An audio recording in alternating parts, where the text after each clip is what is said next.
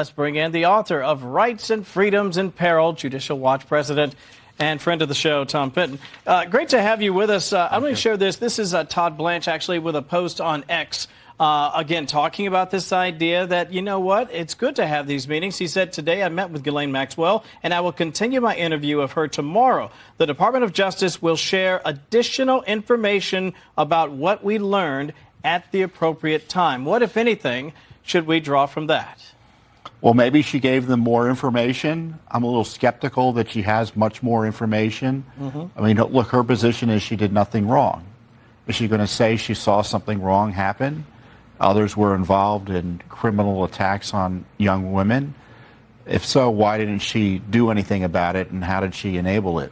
So there may be less there than meets the eye. The other big question is why wasn't she interviewed before? Yeah. And why did the DOJ and FBI conclude there was nothing else to be done just a few weeks ago without interviewing the one person who they put in jail over the issue? Yeah, and that's the part that's most perplexing to me. Why make such a proclamation? First of all, no one asked you for that. Second of all, does that mean you've talked to everyone? Did you disclose everything? And if there were people injured, young girls in particular, there has got to be an arrest or several arrests for the Johns who took part. Let me share this. This is a West Point story that I found very interesting.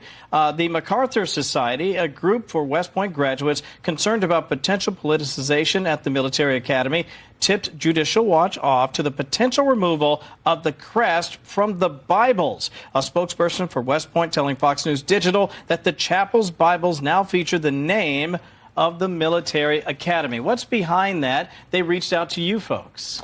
Well, there was this DEI fanaticism up at West Point, and there were a lot of veterans groups and groups concerned about the military academy at West Point, Sure. the Naval Academy, the Air Force Academy. So you had the DEI craziness being pushed on the cadets up there. And then you find out they didn't want to be associated with the Christian Bible. So, you know, it looks like things have changed for the best up in West Point under President Trump.